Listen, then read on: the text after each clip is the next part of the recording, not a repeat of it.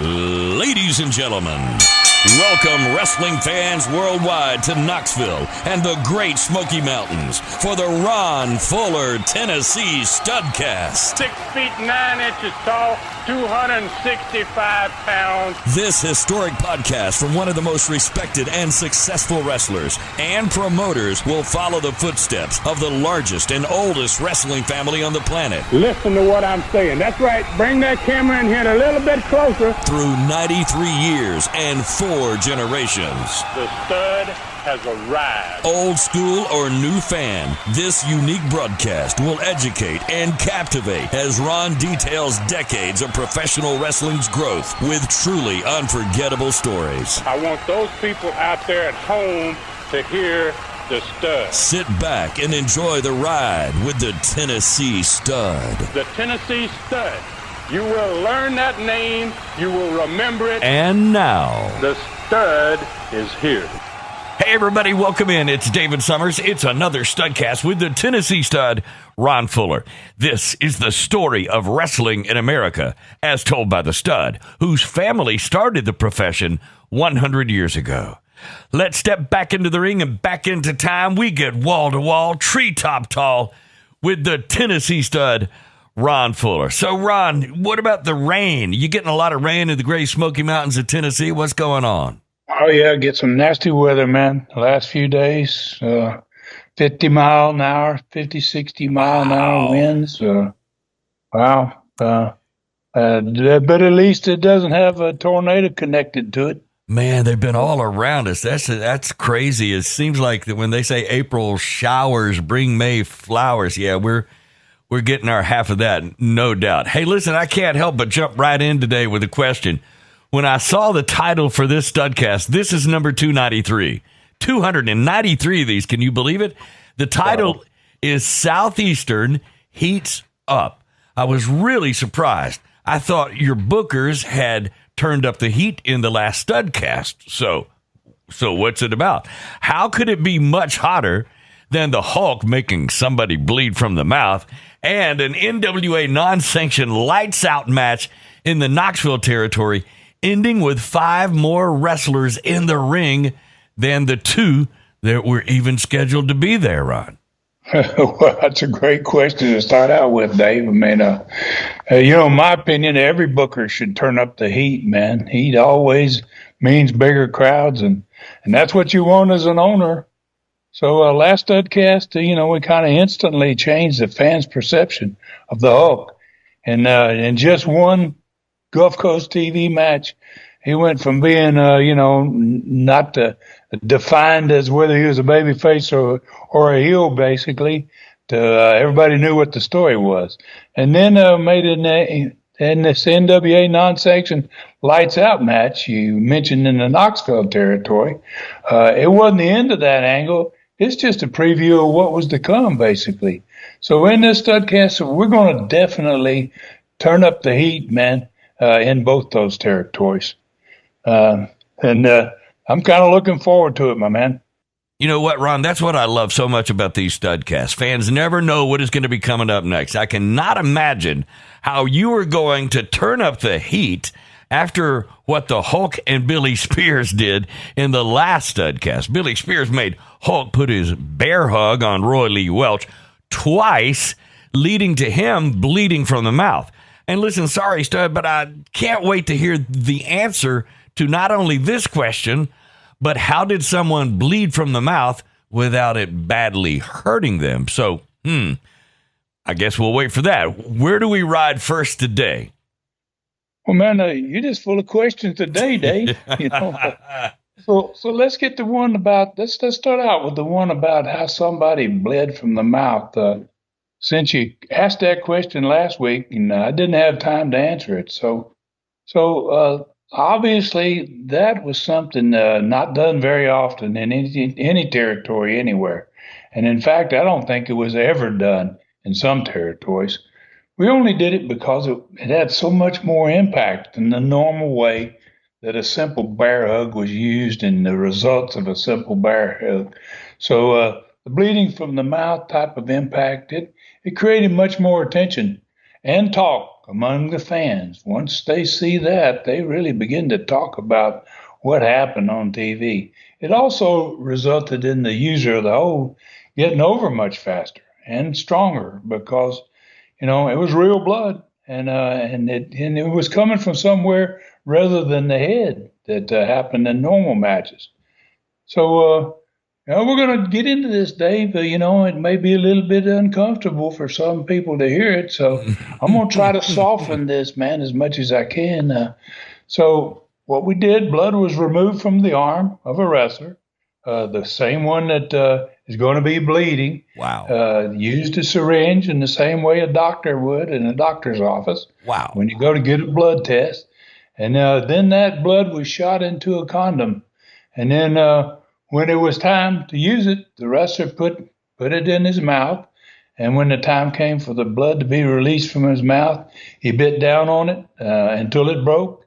And then when the blood ran out, he let it run out of his mouth. Okay, so it's basically like a very small water balloon, except it's a condom with blood in it. I mean, right?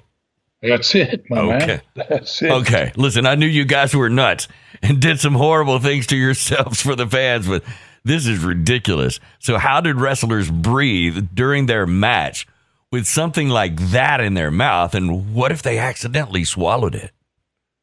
Well, man, I didn't say it was easy or simple or not dangerous. I mean, I definitely didn't say that. So that's basically why it wasn't done very often and why it had so much impact when it was done. So it got the wrestler, the one using the bear hug or whatever move, over right away. And instead of it taking months for him to get over to where he's drawing money, it happened real quick usually. And it also made him look much more believable after it was done than otherwise, obviously.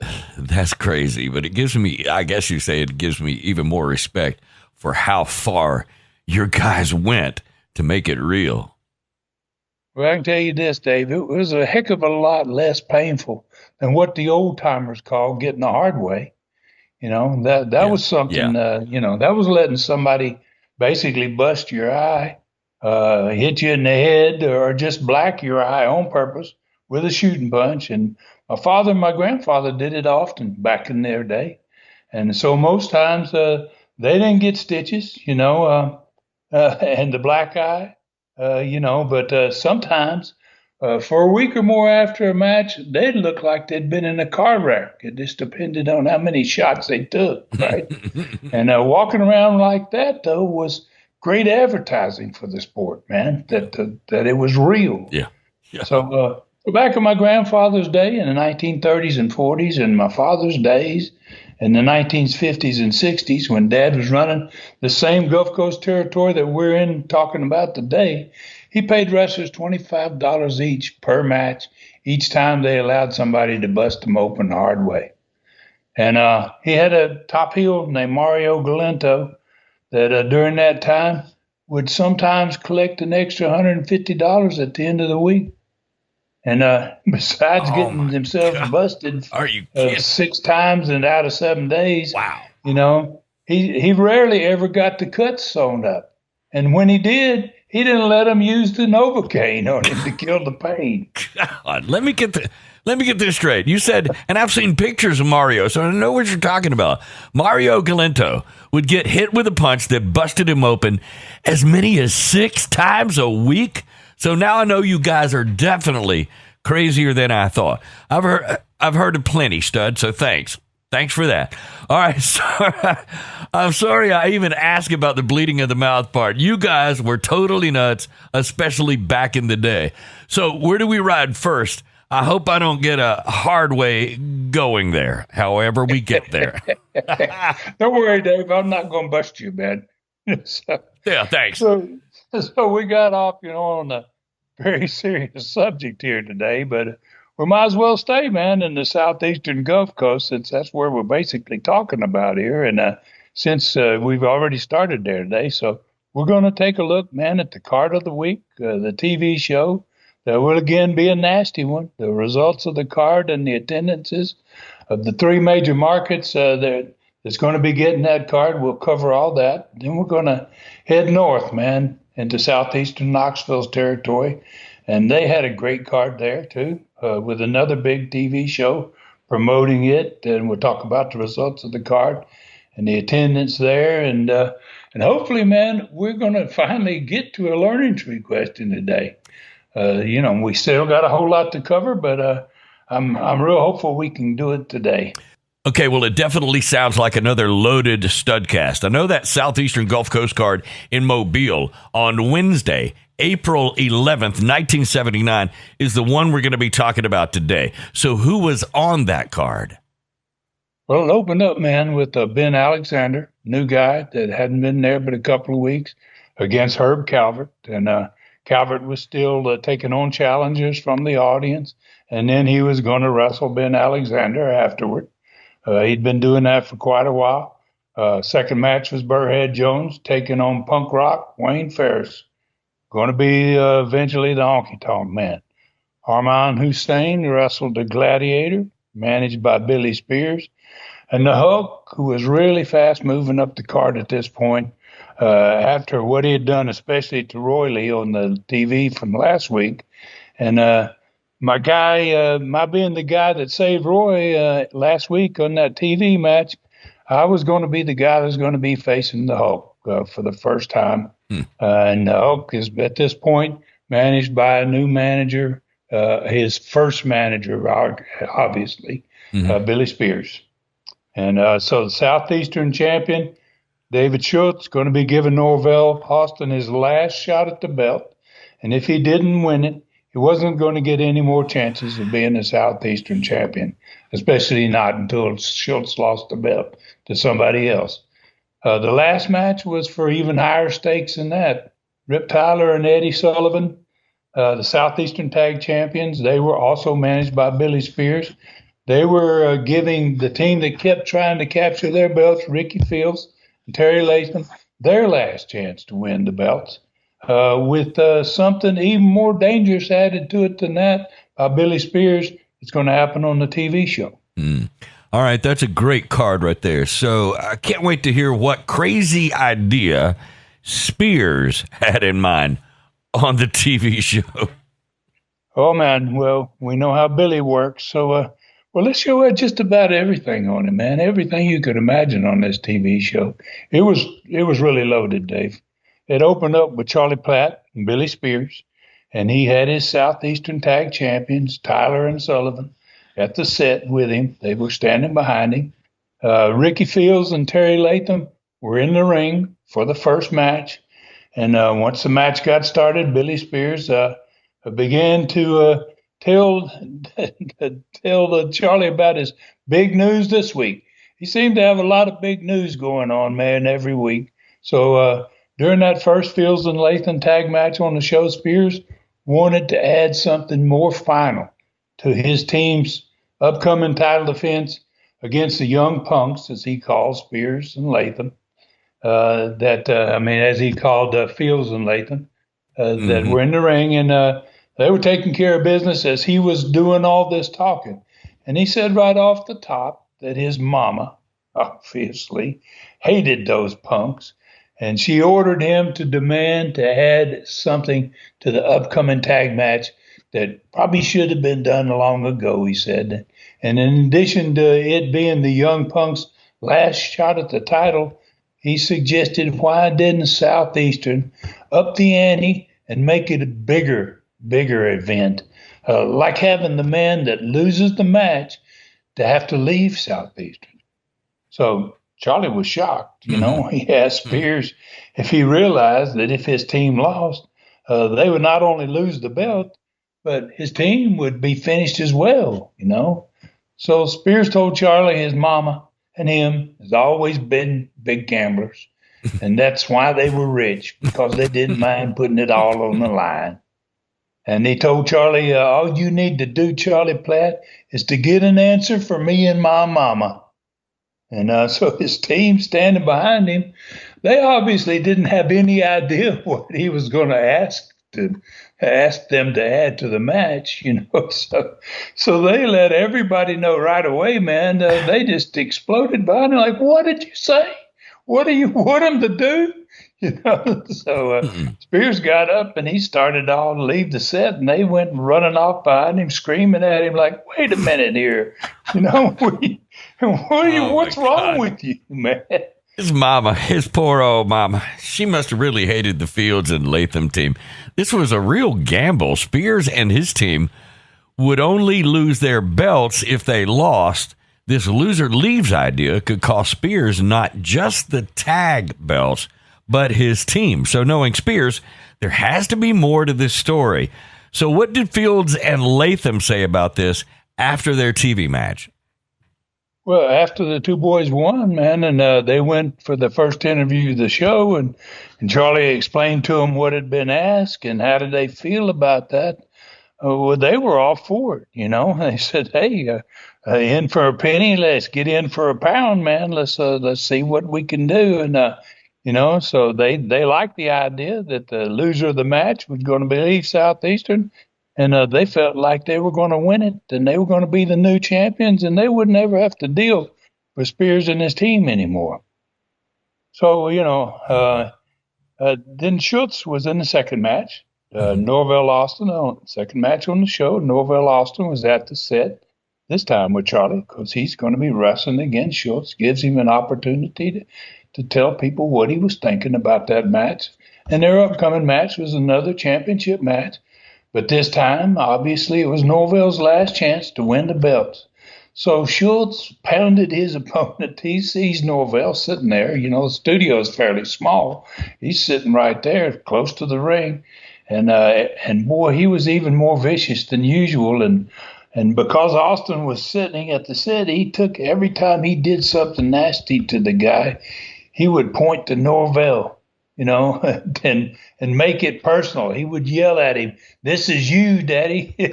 Get ready. This is what I'm going to do to you, Norvell."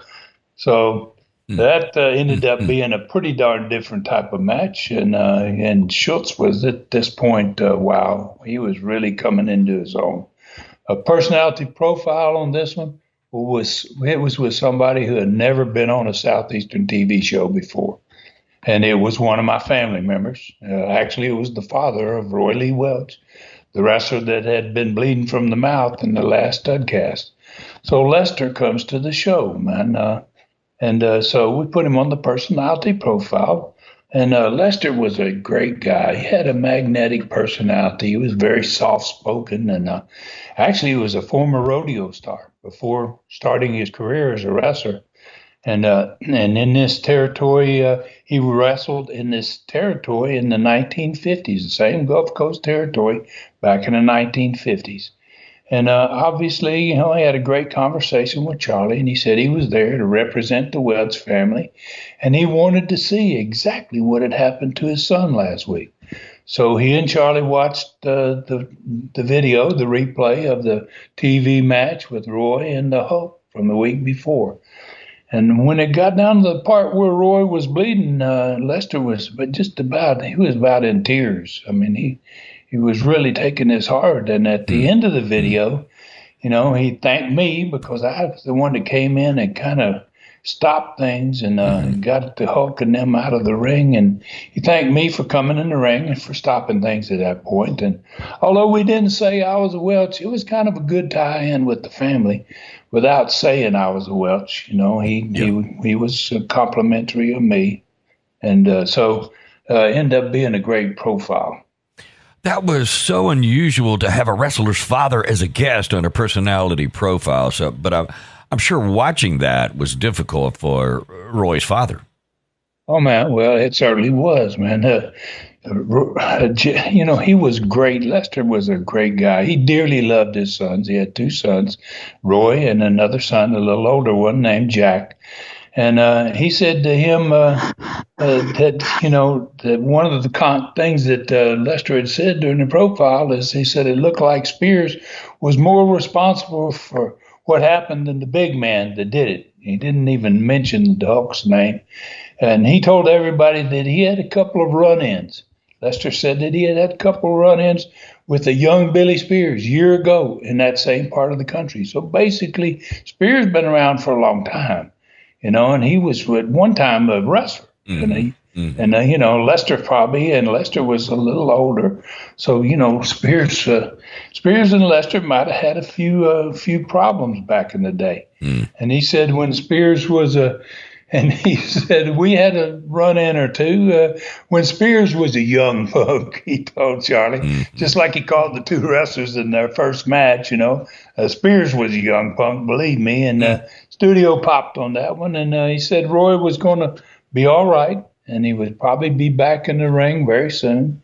And when Charlie closed out the profile, Lester got a big hand from the studio audience. Wow. All right, so you got the makings for a really good TV show, so what was next?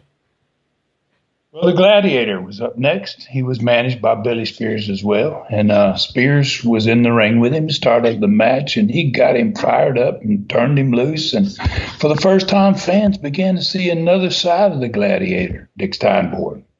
And, Dick was a great wrestler, but, in this match, Spears turned him around like he was turning the Hulk around to be more vicious. And Spears, Steinborn just became to punish, man, pound and punish his opponent rather than wrestle like he had done in most matches.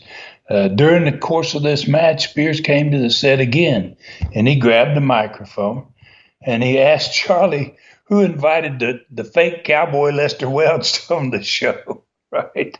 So he had to make his comments, and so then, he said, he didn't like being insulted by anybody. And he says, my mama's going to be very angry when she sees this about what he said about me.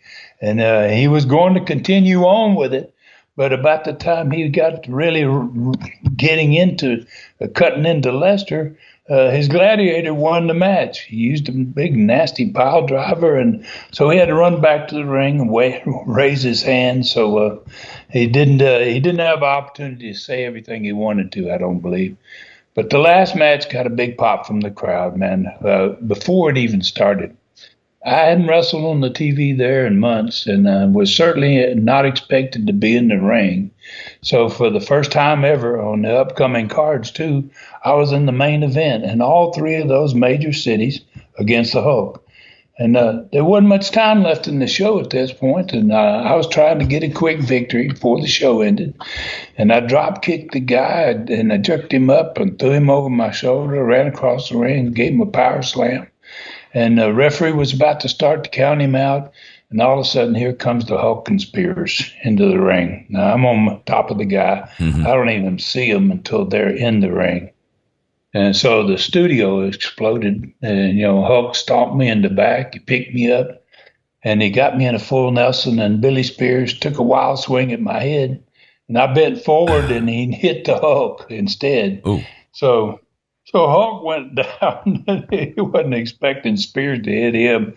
And then I got my hands around Spears' throat, and all of a sudden, the Gladiator, now another guy comes into the ring. And so I drop Spears. I see the Gladiator coming, and I nail him, and I go down on him, man. And I'm trying to put his lights out. I was getting him with some good shots. And then, I got two guys behind my back. I don't see either Hulk or the other, or Spears. And Hulk kicks me in the back, and he picked me up, and he put me in his bear hug, man. Studio was going wild at this point. And then, of all people that came into the ring was Lester. And, when he hit the ring, he went straight to the Hulk, and he hit him in the back, and the Hulk dropped me, and he turned around, and he grabbed Lester in the bear hug. So then the Gladiator and Spears, they both got me, Hulk. Hulk was strong. Wow, he's unbelievably strong. So, when he dropped me, they had plenty of times then to start putting the boots on me. And Lester, was still in the bear hug from the Hulk. And for the second time in 2 weeks, man, somebody was bleeding from the mouth, and it was another Welch. Wow. And the blood started running from Lester's mouth, and it ran down the Hulk's back.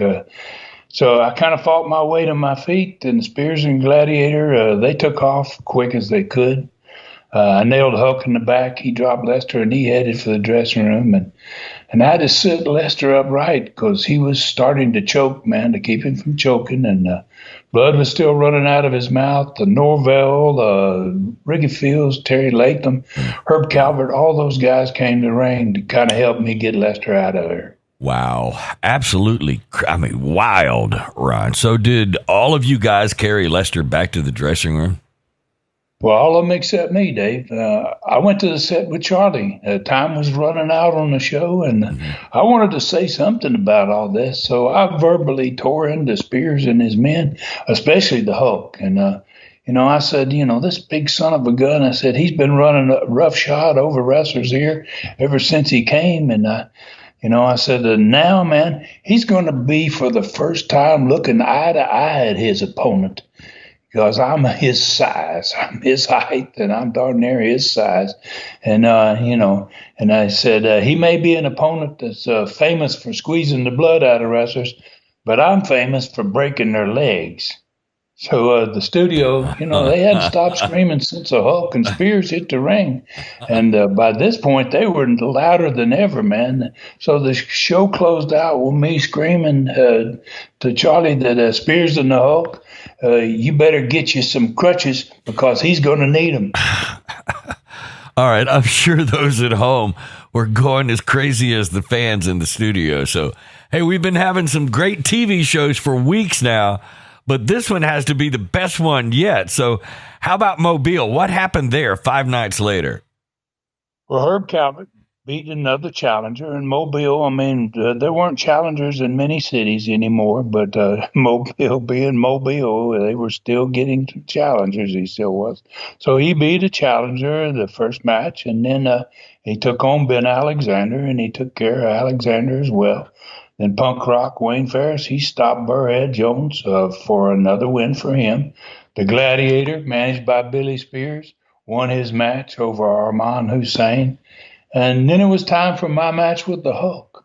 And after the fans in Mobile watching that TV show, that Mobile crowd was electric. I mean, wow!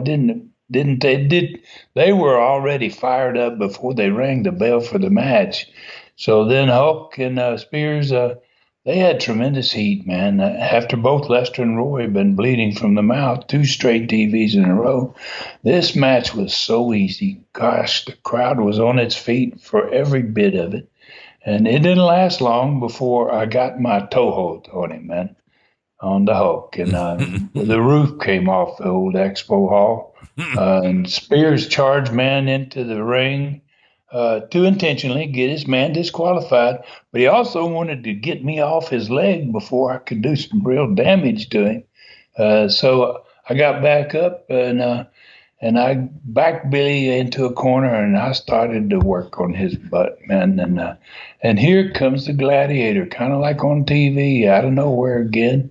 And then the Hulk nails me from behind, and they all 3 start working on me. So as Mobile crowds did, man, when something like this happened, all of a sudden the building's sitting in their seats, and it seemed like all of a sudden you couldn't step out of the ring. The whole crowd came to the ring. Wow!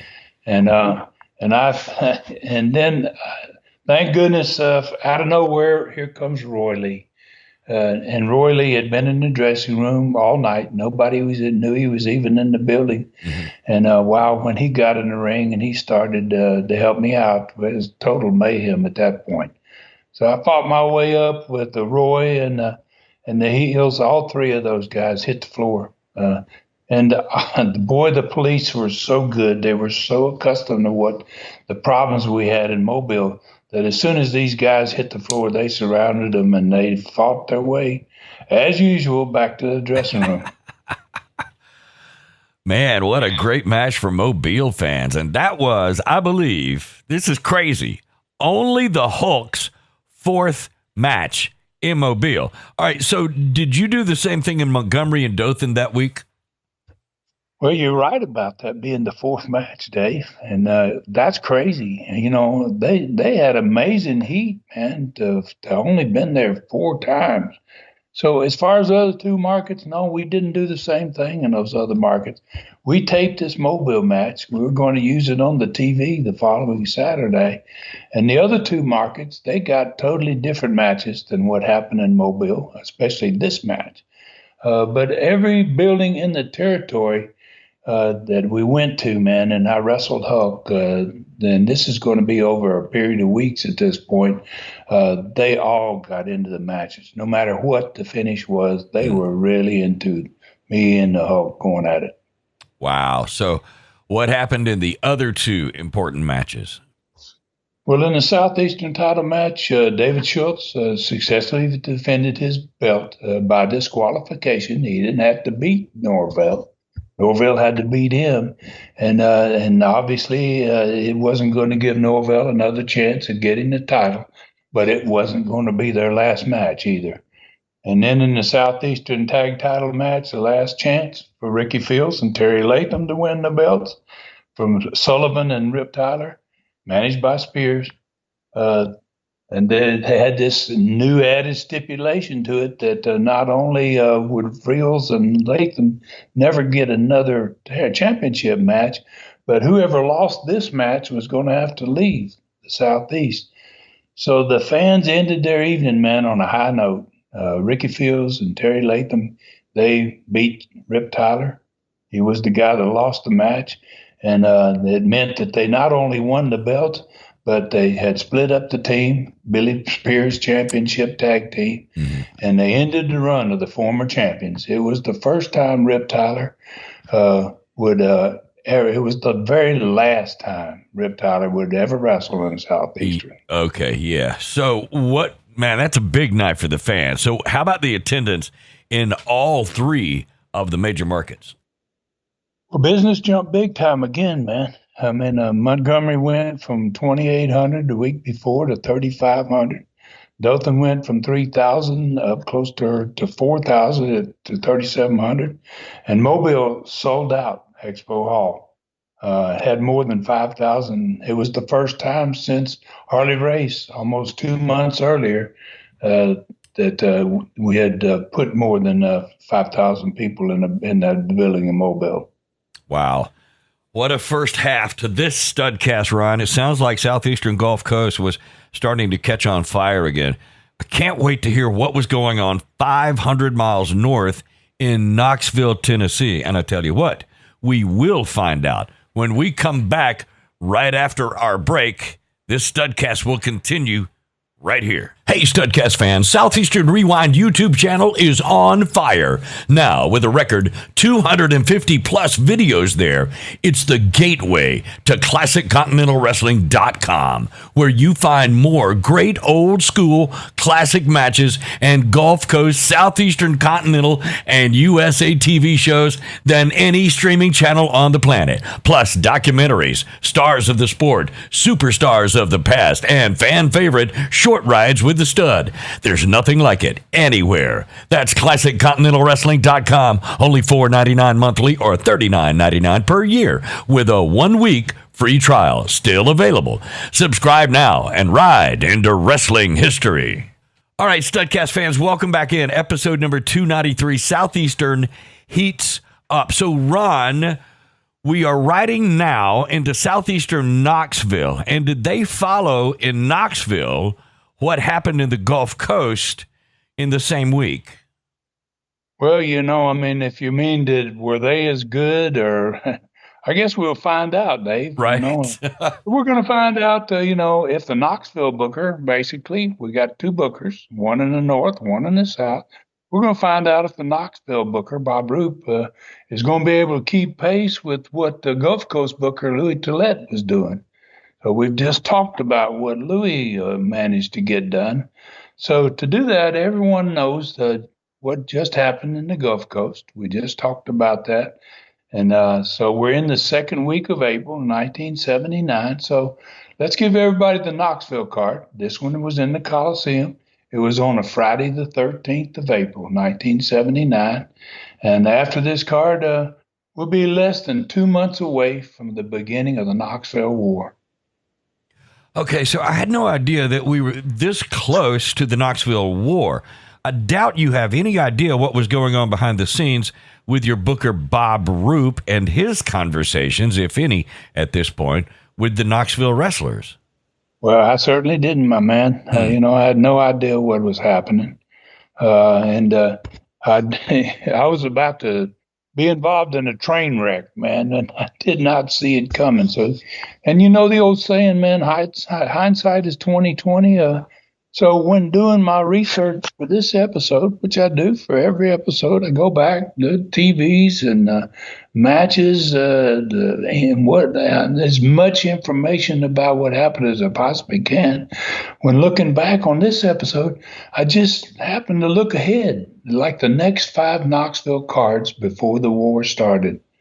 And I began to see many things on these cards that made absolutely no sense. Or maybe because of what was going on, I didn't know about it, or maybe it made a heck of a lot of sense. So I was not booked on any of the Knoxville cards from the one that we're talking about here in this show all the way for the next 5 weeks after that, which means I'm totally out of Knoxville. I'm not there, not seen by any of the boys and the crew, nobody. And I was wrestling, obviously, against the Hulk. And just about every one of these 5 weeks, for cards about 5 weeks in a row, and spending almost all of my time down there in the Gulf Coast territory, trying to basically help the Hulk improve as a wrestler as fast as possible. Because he was getting over so good, we were going to push him as much as we could. Wow! And obviously, if he got over good, that's going to help the territory to start growing again. You know, we were kind of down here. We lost all those guys to Memphis, and the Hulk single-handedly, with me and some really good workers, are going to be able to try to bring this back. So think about it. You know, it was probably the perfect time for Bob Roop to lay the foundations for him and the 4 other guys that are going to try to take over Southeastern Knoxville, take over the territory. I'm not there at all. I have no influence. People don't see me. It's kind of like sometimes your crew would believe, well, he don't care about this territory. Be pretty easy to sell that to him. So it sounds like it would be a very good time for something like that to happen. So, really fascinating stuff here, Stud. Wrestling history in the making, no doubt. So you brought up this card, and you're not being on it. So who was on it? Ted Allen opened this one up against Big Tony Peters out of the Johnson City area up there, the Tri-Cities. They had the first match on the card. Then there was 2 Bayliner boat tournament matches on this one. Crusher Blackwell, who couldn't wrestle against Malenko, Roop, or Orton without a mask, but he could wrestle to anybody else he wanted to without a mask. So Blackwell was facing Terry Gibbs in the Bayliner boat elimination match. And then Mr. Fuji, managed by Ron Wright, was taking on Dennis Hall in the second Bayliner match. Then for only the second time, a Southeastern Tag Championship between the champions, Bob Roop and Bob Orton Jr., against Kevin Sullivan and Dean Ho. This was only the second time they were wrestling against each other. And this match had not won. This is one of the things I noticed when I was looking ahead at the cards. This match had not one but 2 referees in it. And when I saw this card, it kind of instantly struck me how strange that was, you know, to book a 2-referee match between 2 teams that had only wrestled each other one time ever before. And that match, the first time they ever wrestled each other, was 2 weeks ago, not the week before, but 2 weeks ago. All right, you're right. I mean, that was kind of odd. Usually you see several matches between 2 rival teams before they have 2 referees.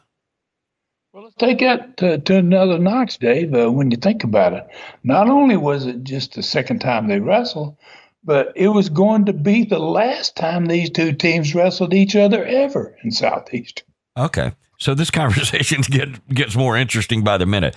How can you explain that, and who was in the main event on this one? Well, I can't explain to booking two referees on just a second match Right. between two teams that's never going to wrestle again. I mean, there's no explanation for that. And I also, can't explain the schedule Ronnie Garvin versus the Great Malenko main event that there wasn't even a belt on this was the main event, and there wasn't even Ronnie's belt on the line. It was just Garvin against Malenko. Are you kidding? I mean, okay. All right. Well, what was on the TV show? Well, Les and I had a long conversation about this TV show since I was in the Gulf Coast territory that day. And he said the main event was going to change on the TV show. It was originally booked as a regular match between Ronnie Garvin, like I said, and the Great Malenko. And he said the show opened with the Great Malenko. They were sitting with him, and they showed the video from the night before, where so many wrestlers had gotten into the lights out match, gotten into the ring between Malenko and the Canadian Bumblebee. And, he said Malenko was extremely upset, man. He said Malenko said in one reason, he said, is because everybody knew this Canadian Bumblebee was undoubtedly Jerry Blackwell, and they still allowed him to wrestle me in spite of the signed contract by Blackwell that he would never wrestle against me, Bob Roop, or Bob Orton Jr. And then he bragged because of the fact, he said, I've got my attorneys working on it right now, and they're going to quickly end Blackwell's career because he broke this contract. So Les said, Ronnie, I got a little bit carried away, and he said, I stopped him and said, and I bet the second reason is because you lost. And Les said the studio popped. Right? So then Les had a little thing going, and then he said, well, and then he said, right out through this one, I told him, I asked him, I said, and your attorneys are going to have a hard time winning your case because you didn't wrestle against Crusher Blackwell. You wrestled against the Canadian Bumblebee. Yeah, duh. So that's when the studio crowd popped again, man. And Malenko, he said, went berserk, and he started screaming, this is all the fault of Ronnie Garvin. He goes, the loss the night before and the appearance of Blackwell under a mask. He asked Les, why would Blackwell have a name like the Canadian Bumblebee if Ronnie Garvin wasn't behind all of this? So Les answered again. He says, well, maybe it's because you and Roop and Orton have lied to Blackwell about everything, and now you're trying to ruin his life. So Les is having a good time out there. Malenko's not doing so well. So Les, I said the studio popped again. Malenko instantly changed his subject, and he asked Les why he was having to wrestle Garvin when it was not even at least a championship match. And, he said he refused to get in the ring with Garvin again if it was not at least for a chance to win the belt back. So, and he had a little point there, what is this match all about? Nah, I don't have a chance to win the belt. So Garvin comes out to the set right away, brings the belt. And he says, he said, Les got up as soon as he saw Garvin come because him and Malenko are going to be face to face, and he kind of got between the two of them. And he said, Garvin told everybody, he said, I'll put up the belt against you, Malenko. He says, I only want you to do one thing, and I'll give you a chance to win the title back. And he says, I want you to wrestle what I've got in a box for 5 minutes. And so Malenko demanded, he says, show me the box. What are you talking about? What kind of box are you talking about? And Garvin said, I don't have it with me, but he says, if you don't agree to the match between me and you, and then to wrestle my box, then I'm not going to give you a chance at a shot at the belt, And so he said, he goes, but I'll just get the pleasure of kicking your butt for no reason. And the studio popped again, and Malenko looked at them and he screamed, "I'll do it! To get my belt back, I'll do it. I'll wrestle whatever you got. So Ronnie Garvin went straight to the ring. He was in the first TV match. And the studio crowd was still celebrating that whole segment. I mean, Malenko had been torn up. And then Ronnie gave everybody, man, the normal deal. He jumped off the top rope and another guy's throat. And so then Mr. Fuji, who was now presented by Ron Wright, not managed by him, but just like he did with Condrey and Hickerson, now he's presenting Mr. Fuji. He won the second match when Pat went on in the Bayliner tournament. Then the personality profile was an update of the Bayliner Cabin Cruiser match. And, and exactly, it was an update of the entire tournament, man. And we talked about who had won, who had moved on, who hadn't. And for the second time, we did this one from the boat itself. Les took another film crew out there from the TV station. They went out on the beautiful Norris Lake, north of Knoxville, and did the profile from there. Obviously, they recorded it, and they played it back in the show.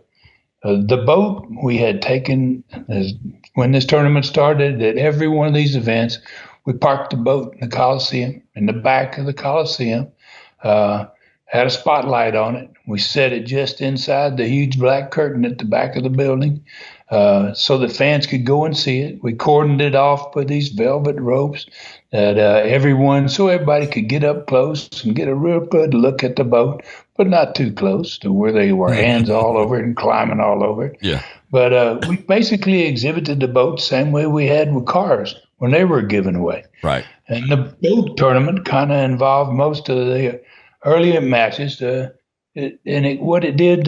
All these tournament matches were in the early matches, and that put more interest and emphasis on opening matches than what would have normally been there, because the winners moved on in the tournament and the losers got eliminated. I bet that boat, and listen, that boat in its day, this thing was a big deal, but I bet it looked beautiful sitting at the back of that huge Coliseum, probably surrounded by fans. You kids get down off that boat. So what was the biggest prize you ever gave away at an event? Was it the boat? Yes, it was.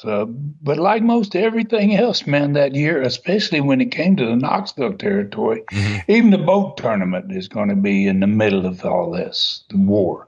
So it didn't go down as expected. So the next TV match was Kevin Sullivan and Dean Ho, who was from Hawaii. They got a big win before their Southeastern Tag Championship match. The one with two referees the following Friday night against, obviously, Root and Orton Jr. And the Malenko was in the last match of the day. And while he went in, and as he had been doing every time he got a chance on TV in the ring, he stomped, he just stomped his way to victory, basically.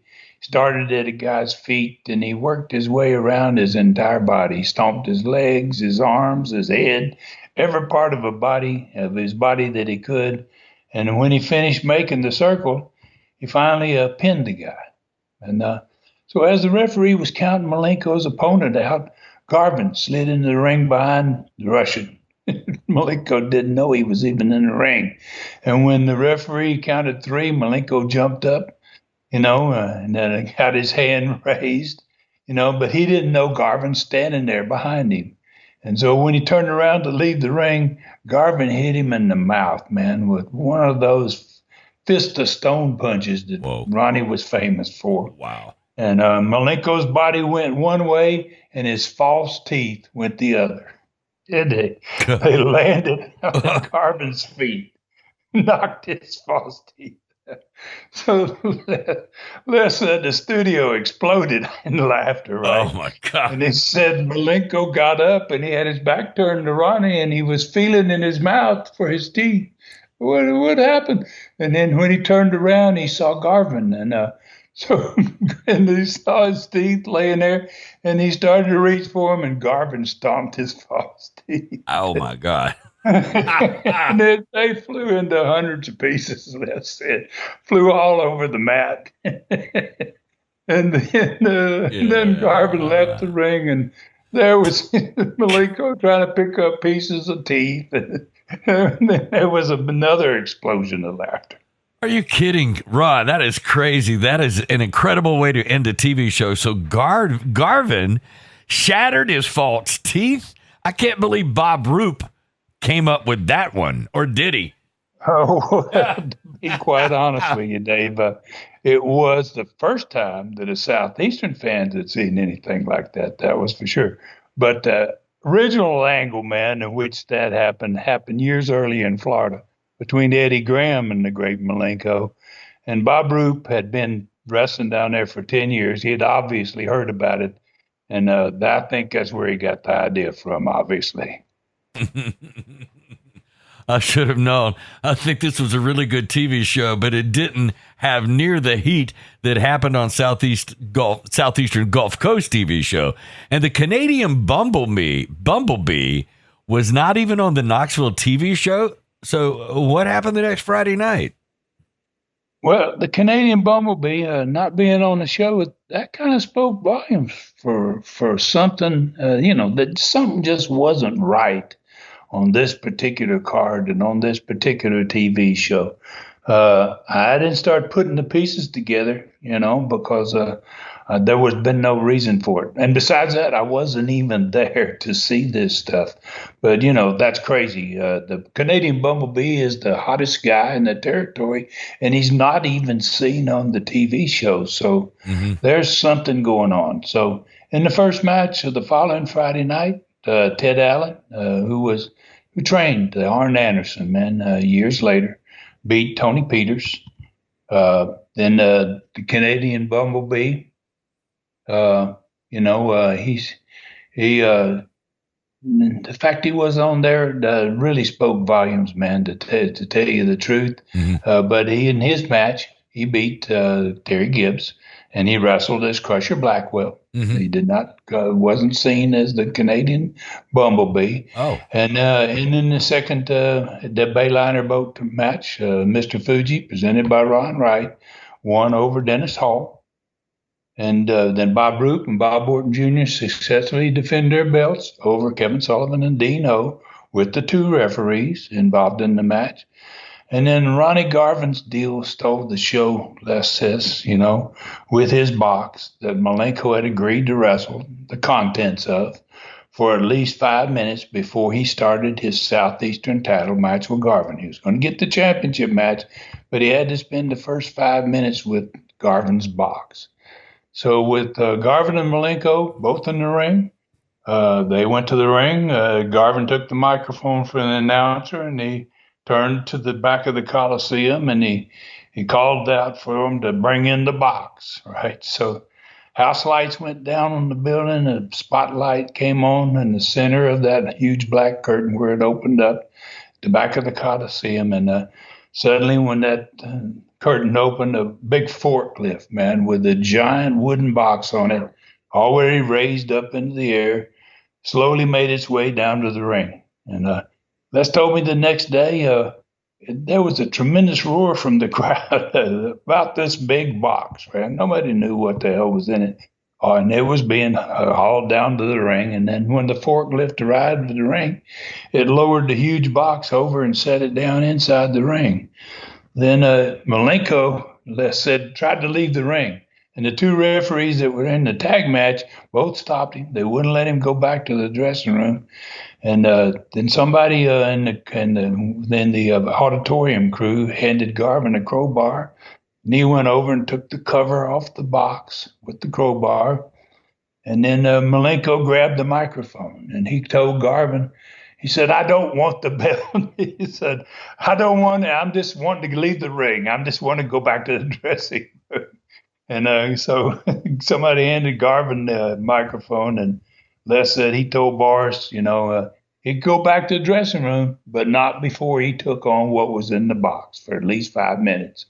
So according to Les, he said the Coliseum roared, man. And he said to him, the giant box, it might have been the best part of the night. Les said, it's like, oh, this was really getting over. So then Garvin got out of the ring, and he left Malenko in the ring with the box. And he said Malenko slowly approached the giant box, and when he finally got guts enough to lean up and look over the side of it, he said two hands came out and grabbed him and pulled him over in it, right? And boy, then it started. The bell rang, and the box was just going crazy. So he said, Les said everybody in the Coliseum was on their feet. He said this, and he said about 2 minutes later, after they got quiet in there, he said the Canadian Bumblebee crawled out of the box and he reached in there and he drug Malenko out with him. And then the old Bumblebee, man, he stung him, man. He hit him with a drop kick and he pinned him in the corner of the ring and he started working on him, man. And the forklift leaned up, brought the lid, got the box on it and raised it up, and the box was removed from the ring. And that said, the crowd never sat down, man, during this entire 5 minutes. And, then he said after the Bumblebee started off with the drop kick, he finally beat the hell out of Malenko and put him in the half in the middle of the ring, got up on the top rope, and he said the Bumblebee squashed him, man. And then he said that was just about the time the bell rang. 5 minutes was over, and he said the Bumblebee rolled out of the ring and went back to the dressing room, and Ronnie Garvin rolled in and walked over and laid down on Malenko and went to the All right, I got to ask, as a side note, tell me about the box. If it was big enough to hold the Canadian Bumblebee and the great Malenko, are we talking more than a cardboard box? Was it a wooden box? A wooden box. Okay. Oh yeah, Les said it was a wooden box. That's why it had that's why he had to have a crowbar to get the lid off of it, because it was nailed down with the Bumblebee in it. But he said it was probably 6 feet by 6 feet and 5 feet high. So do you remember somebody having this thing specially made for this event? Or was it painted or anything like that? Do you recall? Well, there was nothing. I don't think it was painted, but, it was a special thing for this event. You had to have a big box to get those two guys in there, especially just to get Blackwell in there. Yeah, no doubt. All right, listen, I'd love to have seen that. I'm sure fans were going crazy from the time the box entered the Coliseum until Garvin got the pin over Malenko without lifting a finger, by the way. So how about the attendance for this one? Had to do pretty good. Well, it fell just below the 5,000 mark from the week before. We'd had that big Night of Champions the week before, and we went back over 5,000, but it dropped only to 4,700. It was basically about 1,000 fans above the crowd in Dothan that was on the same night, but it was 600 fans less than what was in the Mobile sellout. So, it was somewhere in the middle of what was going on down there in the Gulf Coast territory.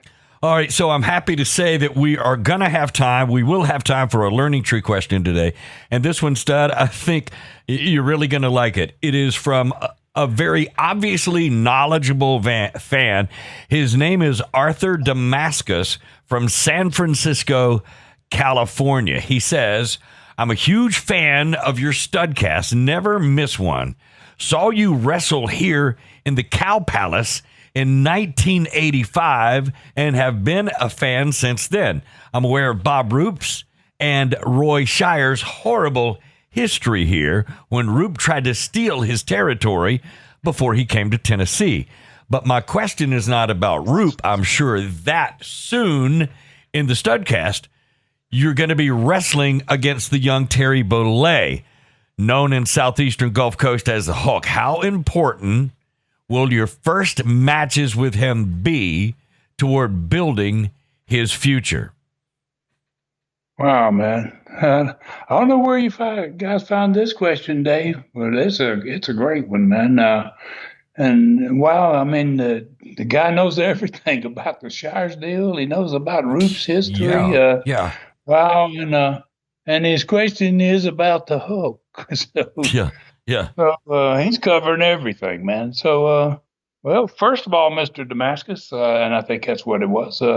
I thank you for your compliments and obviously for your support. And you seem to know quite a lot about what's going on, not just out there, but down in the Southeast. And And you're absolutely correct about the importance of the Hulk's first matches, especially since he had very limited background in wrestling before he came to Southeastern. He didn't know a lot of wrestling, so he was lucky to get to start his career as somewhat a babyface. His first few matches, he was neither babyface nor heel, but he was somewhat a babyface. Short matches, all he had to do was put a bear hug on somebody, basically. But he was really lucky to be a bit of a babyface, because as a heel, you had to lead the matches. And at this point, with Billy Spears in his corner, Billy had definitely turned him into a heel. Yeah. So, he needed a lot of help. Yeah. So at that point, he was in his development back in this Studcast times, only having had a limited number of matches and basically no experience at all in leading the match. And it was critical that he learn these things as fast as possible. So in all of our early matches, meaning the ones I had against him, I led him. I called the spots. I led the matches like the heel would, but even though I was the babyface, and I called the spots to make him look good whenever I could, to give him an idea, and basically some on-the-job training about what to do, how to do it, and when to do it, which is even maybe more important than how to do it. Mm-hmm. So the in-the-ring training was followed up basically every night in the dressing room after the match. We sat down, the two of us, and we had these long sessions of continued repetition about, this and that, the critiquing of the match. We talked about, making sure that the mistakes that he made were discussed, and that he learned how to cure them, what to do to cure them. And along with that, what could we have done better to have an even better match? And at this point in his career, I found Terry to be a very good student of the sport. I mean, he had a great attitude.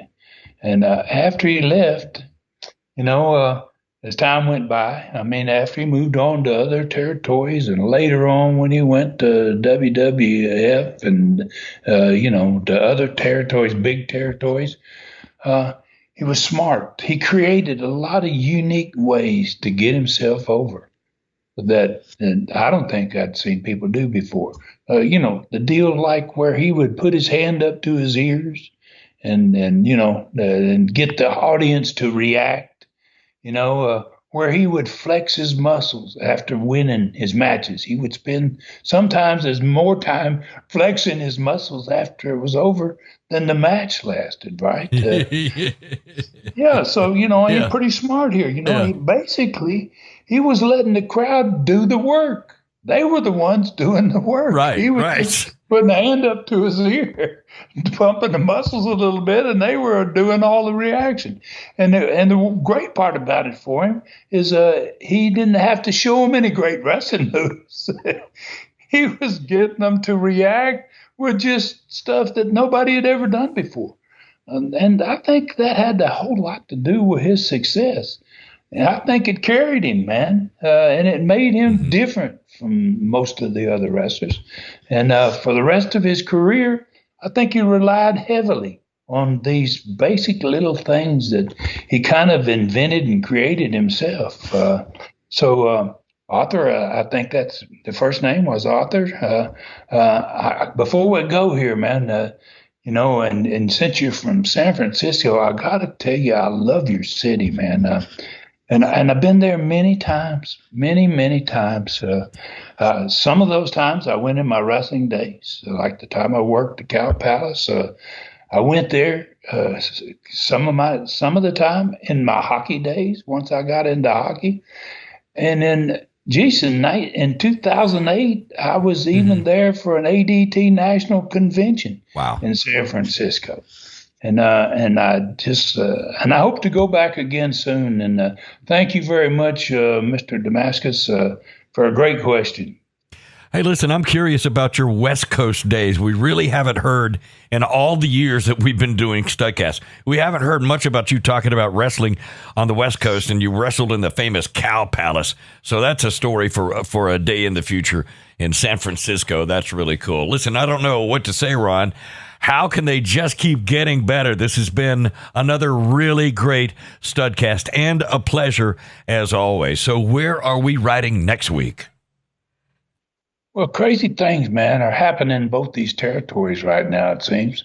Gulf Coast is going to see the Hulk in his first ever tag match next Studcast with Billy Spears, and Billy Spears' other star is going to be the Hulk's partner, the Gladiator. Same guy that's been getting involved here on TV, got involved in the Mobile match, and they're going to be in the ring with two Welches. Except the fans out there and down there in that territory don't know that I'm a Welch, but my partner is going to be Roy Lee Welch. Me and Roy Lee are going to team up against the Hulk and the Gladiator. And Spears is going to be adding even more talent.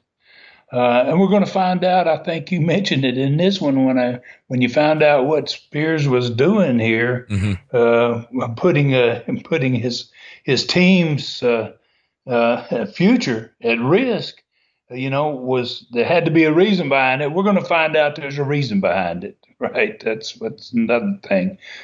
Spears is increasing his troop of guys. And so this time he's going to bring in a massive team that he had been courting for months, that he had seen wrestle down there, and he wanted them. And that's why he was willing to take a chance on losing Tyler and Sullivan, because these guys are much, much bigger and much, much better. He was also putting together what he was going to call his family. And there's going to be a cage match also in that next card down there in the Southeastern Gulf Coast. Mm-hmm. And then up in the Knoxville territory, somebody in the next one is going to get tarred and feathered, man. And yeah, I mean, Bob Roop, this is crazy stuff, right? I mean, I've never seen this kind of stuff. I mean, and we just talked about in this show some of the things he was doing that didn't make any sense. I mean, odd stuff. Yeah. So somebody's going to get tarred and feathered. Dick Slater's going to be coming back from Japan after he'd been sent to the hospital by Bob Roop 8 weeks earlier, and he'd gone to Japan. He's going to be returning. And we're going to take another close look again at all these odd things that were beginning to happen up there in the Knoxville territory, strange things. And then hopefully we'll be having another learning tree question if we got the time. So I want to thank everybody, man, for joining us today. And I don't want to welcome all those new fans that are riding with us for the first time. Studcast is growing big time. And thank all of y'all for your first ride. And please take care of yourselves and others. And may everybody out there have a wonderful Easter, because it's that time of year. Yep. And I hope you saddle up again next week. Hey, folks, you can keep up with the Stud on Facebook and Twitter for everything that is happening in the Stud's world. Plus, check out tnstud.com, Southeastern Rewind on YouTube, and ClassicContinentalWrestling.com. For Ron Fuller in the Great Smoky Mountains, I'm David Summers saying thank you for listening. Find me at davidsummersproductions@gmail.com. This Studcast is a David Summers production for Tennessee Stud, LLC. Thanks for joining us today for this historic Studcast. The true story continues next week. So full Nelson your friends and point them in our direction for another ride with the Tennessee Stud. 1, 2, 3. This is David Summers saying so long from the Great Smoky Mountains.